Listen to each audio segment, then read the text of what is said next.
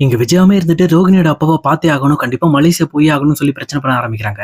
இத பார்த்துட்டு இருக்க ரோகிணியுமே எப்படியாவது ஒரு 5,00,000 ரெடி பண்ணி இந்த பக்கம் இந்த பிரச்சனைய முடிச்சுட்டோம் அப்படின்னா, நம்ம அப்பாவோட பிரச்சனை முடிஞ்சிரும். சொல்லப்போனா அந்த பிரச்சனை வெளியில வந்துச்சுன்னா, நான் எவ்வளவு பெரிய பொய் சொல்லியிருக்கேன் அப்படிங்கிற விஷயம் வீட்டுக்கு தெரிஞ்சிரும். அது மட்டும் இல்லாம என்னோட வாழ்க்கையே போயிடும் அப்படின்னு சொல்லிட்டு பயந்துட்டு, இங்க ரோகிணியுமே கையில கால்ல இருக்கிற எல்லாத்தையுமே வந்து இங்க வித்து ஒரு வழியா 5,00,000 ரெடி பண்றாங்க. அந்த 5,00,000 ரெடி பண்ணி அதுல ஃபர்ஸ்ட் தொகையா 2,00,000 கொண்டு போய் இந்த பக்கம் பார்வதி கிட்ட ரொம்பவே சென்டிமெண்டா பேசுற மாரி பேசி, அவங்க கையில இந்த பணத்த குடுத்து, இந்த மாரி எங்க வீட்ல இருக்க பிரச்சனைய எப்படியாவது என்னால முடிஞ்ச அளவுக்கு நான் தீர்க்கணும். அதனால தான் உங்ககிட்ட வந்திருக்கேன் ஆன்ட்டி அப்படின்னு சொல்லிட்டு, இந்த பக்கம் பார்வதி கையில தொலைஞ்சு போன பணம் கிடைச்ச மாதிரி, இவங்களே அத வந்து தானம் பண்ற மாரி பார்வதி கிட்ட சொல்லி குடுத்துட்டு வந்துடுறாங்க.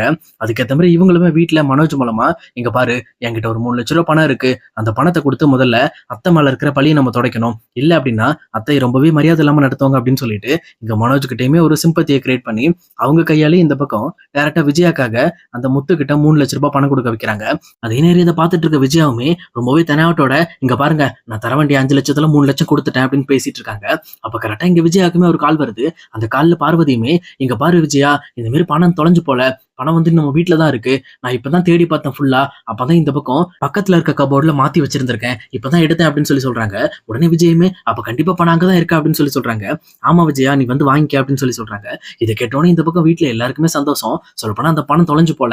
அங்க வந்து மறந்து போயிட்டாங்க. எங்க வச்சாங்கன்னு சொல்லி மறந்து போயிட்டாங்க. ஒரு வழியா இந்த பணம் திருப்பி கிடைச்சிருச்சு அப்படின்னு சொல்லிட்டு ரொம்பவே சந்தோஷப்பட்டுட்டு இருக்காங்க.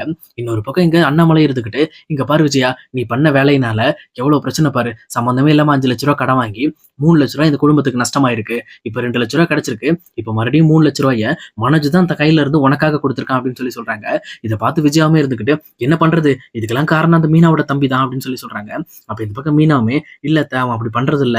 அவன் அன்னைக்கு உங்க மேல இருக்க கோபத்துல தான் அப்படி தெரியாம பண்ணிட்டான். உண்மையாலுமே வந்து நீங்க என்ன அன்பா நடத்திருந்தீங்கன்னா, அவன் அந்த மாரி விஷயத்த பண்ணியிருக்க மாட்டான்னு" சொல்லிட்டு எங்க மீனாவும் விஜயா கிட்ட பேசுறாங்க. இத கேட்ட விஜயாவும் மறுபடியுமே மீனாவோட தம்பியும், மீனாவோட குடும்பத்தையும் அசிங்கப்படுத்துற மாரி, "ஆமா, ஆமா. நீ சொன்ன உடனே எல்லாம் மாறிடுமா?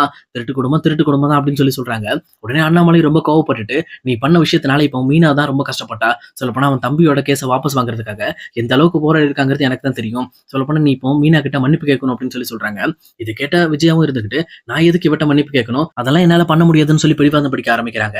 இத பார்த்து அண்ணாமலையும், "மீனாக்கு என்னதான் அப்பா இல்லனாலும், அவங்களோட அப்பாவோட ஸ்தானத்துல இருந்து கண்டிப்பா நான் அவளுக்கு என்ன வேணுமோ அந்த விஷயத்தெல்லாம் நான் பார்த்து செய்வேன். அதனால இதுக்கு மேல மீனா மேல சம்மந்தம் இல்லாம எந்த ஒரு பழியும் போடக்கூடாது.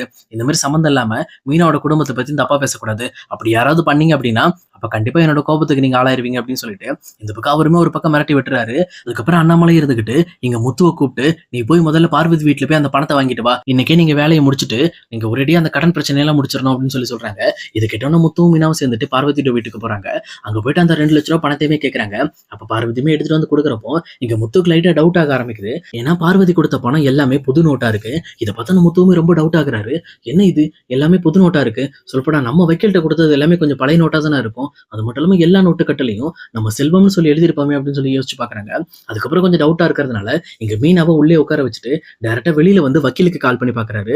கால் பண்ணிட்டு வக்கீல்ட்ட, "சார் இந்த மாரி நான் உங்களுக்கு குடுத்தேன்ல சார் பணம். அந்த பணத்துல 2,00,000 எங்க அம்மாக்கு நீங்க குடுத்தீங்களா?" அப்படின்னு சொல்லி கேட்கறாங்க. "ஆமா தம்பி நான் குடுத்தேன். அது குடுத்ததுனால தான் உங்க அம்மா இந்த மாரி வந்து வாபஸ் வாங்குனாங்க கேஸ" அப்படின்னு சொல்லி சொல்றாங்க. "ஓகே சார், நீங்க சொன்னதெல்லாம் உண்ம தான். நான் அத தெரிஞ்சுக்கிட்டேன். நான் குடுத்த பணமே குடுத்தீங்களா சார்? இல்ல நீங்க வேற பணம் குடுத்தீங்களா?" அப்படின்னு சொல்லி கேட்கறாங்க. "இல்ல தம்பி, நீ குடுத்த பணத்துல அப்படியே ரூ. 2,00,000 அவங்களுக்கு குடுத்தேன். மிச்சதெல்லாம் கேஸுக்கு செலவு பண்ணிட்டு, அப்புறம் என்னோட ஃபீஸ் போக தான் மீதி. வேற ஒண்ணும் கிடையாது" அப்படின்னு சொல்லி சொல்றாங்க. இத கேட்ட முத்துவுமே இருந்துகிட்டு கன்ஃபார்ம் பண்ணிறாரு. "அப்ப கண்டிப்பா நம்ம குடுத்த பணம் இப்போ இங்க இவங்க வீட்ல கிடையாது. இது வேற பணம். இந்த பணம் எப்படி வந்துச்சு?" அப்படின்னு சொல்லி டவுட்ட கேட்கறதுக்காக மறுபடியுமே பார்வதிட்ட போயிட்டு, "உங்ககிட்ட ஒரு விஷயம் கேட்கலாமா? இந்த மாரி வந்து இந்த பணம் நான் குடுத்த பணம் கிடையாது. இது வேற ஒருத்தர் உங்ககிட்ட கொண்டு வந்து குடுத்துருக்காங்க. இது யார் குடுத்தான்னு மட்டும் எனக்கு சொல்லுங்க" அப்படின்னு சொல்லி சொல்றாங்க. இத கேட்டோனே இந்த பக்கம் பார்வதி லைட்டா வந்து திரு திருன்னு முழிக்க ஆரம்பிக்கிறாங்க. அப்போ முத்துவுமே இருந்துகிட்டு, "நான் ஏன் இது என்னோட பணம் இல்லன்னு சொல்றேன்னா, ஏன்னா வக்கீல்ட்ட நான் குடுத்த காச வக்கீல் அப்படியே அம்மாட்ட குடுத்துருக்காங்க. நான் குடுத்த எல்லா கட்டுலயுமே செல்வம்னு எழுதியிருக்கும். ஆனா அது எதுவுமே இந்த கட்டுல இல்ல. இது எல்லாமே புது நோட்டா இருக்கு. இந்த பணத்த நீங்க யார் குடுத்ததுன்னு சொல்லுங்க. நான் வேற யார்ட்டயும் சொல்ல மாட்டேன்" அப்படின்னு சொல்லி சொல்றாங்க. இத கேட்டோனே இந்த பக்கம் வந்து பார்வதியுமே, "தம்பி யார்ட்டயும் சொல்லிறாதப்பா. நான் சொல்லிடுறேன். உங்க வீட்ல நடக்கிற பிரச்சனைய தீர்க்கறதுக்காக ரோகிணி தான் தன்னோட சொந்த பணத்த இங்க வந்து ரூ. 2,00,000 குடுத்துருக்கா. இந்த மாரி காணாம போனதுனால உங்களுக்கும் பிரச்சனை. அது மட்டும் இல்லாம விஜய் ஆன்ட்டியும் ரொம்ப கஷ்டப்பட்டுட்டு இருக்காங்க. முத்து, மீனாக்கு ரூ. 5,00,000 குடுக்க வேண்டியது இருக்கிறதுனால, என்னால முடிஞ்ச அளவுக்கு நான் அத ஹெல்ப் பண்ணணும்ங்கிறதுக்காக தான் இந்த ரூ. 2,00,000 உங்ககிட்ட குடுக்குறேன். நீங்க வச்ச இடத்திலேயே பணம் தொலைஞ்சதுன்னு சொல்ல வேண்டாம். வேற இடத்துல மாத்தி வச்சுட்டேன். இந்த மாதிரி இப்பதான் கண்டுபிடிச்சேன்னு சொல்லி வீட்ல ஒரு காரணம் சொல்லி இந்த 2,00,000 குடுத்துருங்க. மீதி 3,00,000 நான் வீட்ல போய் குடுத்துக்கிறேன் அப்படின்னு சொல்லிட்டு, இதெல்லாம் ரோகிணி தான்ப்பா பண்ணா அப்படின்னு சொல்றாங்க. இது கேட்டோன தான் இந்த பக்கம் முத்துக்கு தெளிவா புரிய வருது.